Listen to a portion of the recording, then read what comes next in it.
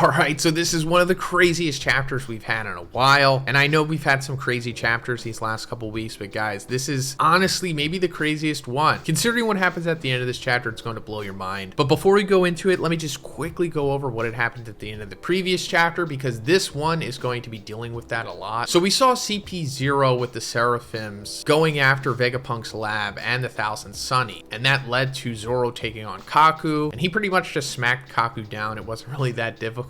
And Lucci ordered the Seraphims to start attacking Vegapunk's lab, and as they began, suddenly transformed into like this vampire bat mode and bit Kaku and put him to sleep, and then said that she was basically going to do the same thing to Lucci. And it was revealed that she was a clone of Miss Buckingham Stussy, who was a member of the Rocks Pirates, and that she was the successful mad clone experiment, subject number 1, Stussy. And that brings us to this chapter, where it starts where the last one ended, with Lucci attacking Stussy, but he misses because he's attacking an illusion. Stussy uses a variation of Kami-e paper art, technique called remaining body, or something like that. So yeah, this is paper art, one of the Rokushiki, and it pretty much just makes their body really flexible or floaty or bendy, similar to paper, in order to avoid attacks. But I guess Stussy is just using like the power creep new world version of it. While she distracts Lucci with the illusion, Stussy uses a lipstick with sea stone inside to weaken Lucci. She uses it to touch Lucci like Smoker uses his jit. Then Stussy bites Lucci and he falls asleep like Kaku. I like that Stussy's using like her little sea stone lipstick here, and I guess the fact that she's using it as a lipstick and not touching it directly means that she does have a devil fruit ability, which, you know, we kind of assumed. I mean, she freaking transformed into like a vampire, but it's more likely that she has the lineage factor of what Miss Buckingham Stussy's original fruit was, which is probably like the vampire mythical zone or something. But first, let's talk about the sponsor of this video, Raid Shadow Legends. Raid Shadow Legends is a free-to-play game with amazing graphics with over 80 million downloads. Whenever I have some free time, like if I'm in an Uber or something, I definitely go into Raid and take on some of the boss battles because that's my favorite part of the game for sure. But before we go any further, let's pause for a moment so I can tell you about my favorite new faction in Raid, the elusive and mysterious Sylvan Watchers. Rather than building a sprawling city on the ground or in a cave, the Sylvan Watchers made their home in Mistwood, a huge jungle in the east of Teleria. They've also made fast friends with the neighboring Shadowkin and Dwarf factions through shared struggles. That's why these three factions are all in the Nyresian Union Alliance in-game, as their bond of friendship was formed in the city of Nyresa. Also, to all new Raid players, Raid's prepared something special for you because it's time to vote on your favorite starter champion. The vote runs from January 16th to February 10th, with all eligible entrants being in with the opportunity to win awesome in-game and real-life prizes, including epic and legendary champions, in-game items, and even Amazon gift cards worth up to $1,000.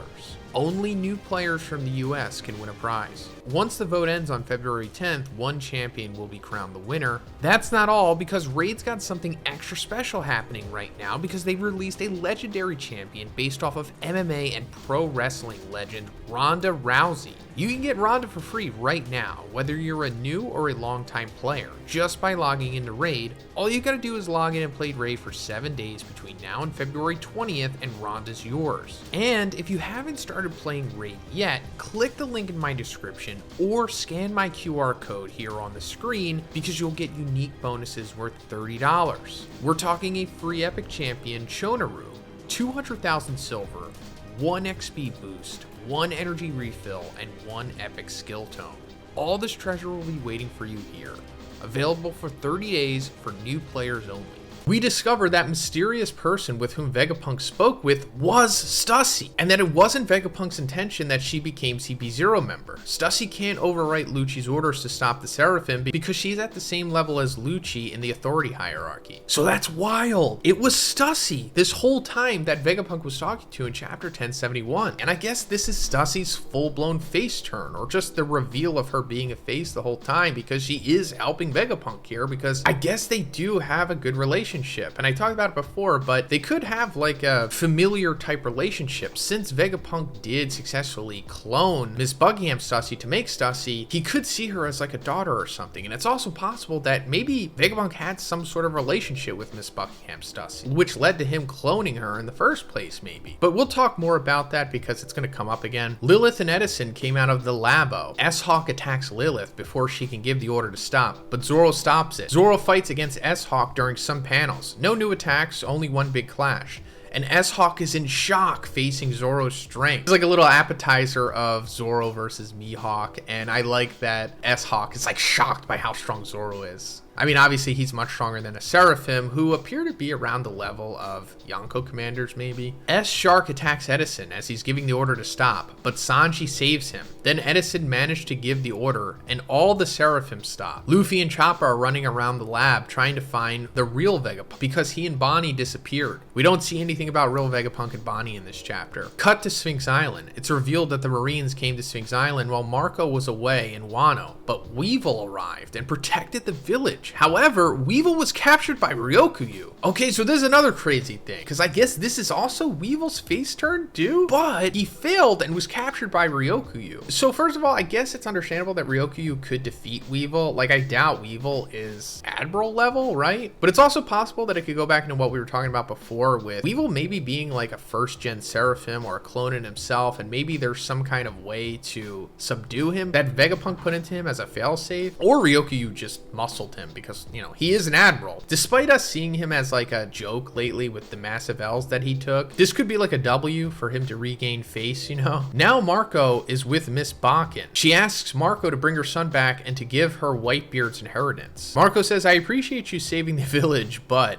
And Miss Bakken says, "You doubt about my son's lineage? Then just ask Vegapunk." So this is super interesting, and let me also make a correction on a correction. So in last week's spoilers, it first said that Stussy was a clone of Bakken, and that Bakken was Miss Buckingham Stussy. And then in the second spoilers we got, it kind of didn't say that, and it made it seem to me at least that Bakken was a separate character from Miss Buckingham Stussy. But now it turns out that no, they are one and the same. That Bakken could actually be translated as Bucken, meaning that, you know, Miss Buckingham Stussy, it is Bakken, or Weevil's mother. So Weevil's mother might have this vampire mythical Zoan fruit and also had some kind of relationship with Vegapunk in the past, maybe, and Whitebeard. Maybe there was some kind of love triangle. Or when she says just ask Vegapunk, maybe it's because Vegapunk used Bakken to make a clone of Whitebeard, and that's why we got Weevil. So they didn't actually, you know, do the deed, but it was more so like Vegapunk replicating him, similar to how he replicated Bakken herself with Stussy. I don't know, there's so much to talk about with this, but yeah, I think this is confirming that Bakken is Miss Buckingham Stussy and that she was for sure part of the Rock's pirates, which we assume so after what Marco told us. Cut to the sea, to Kizaru's ship. Kizaru brings some snacks and drink to an old man in the ship. Before that, the Marines tested the food to find out if it was poison. Kizaru talks with that man, and he says, "Have you ever met Vegapunk?" And the old man says, "Yes, just once in the past." We discover that the old man is one member of the Gorosei. Specifically, he's the one with the scar on the left side of his face and the gray dreadlocks. And we discover his name, Saint Jagarcia Saturn. And he says, "I regret that it has come to this." End of chapter, break next week. So this is beyond massive. This is one of the biggest moments in the series, possibly, because not only is this the first time that I think the Gorosei have left Mary Joie, but this is the first name reveal of one of them. And the dreadlocks guy is Saturn. You might be thinking, whoa, that's like an ancient god name similar to the ancient weapons. And yes, that is true. However, the ancient weapons with Pluton, Poseidon, and Uranus, those are Greek gods. And Saturn is a Roman god. So I assume that all the Gorosei have Roman god names.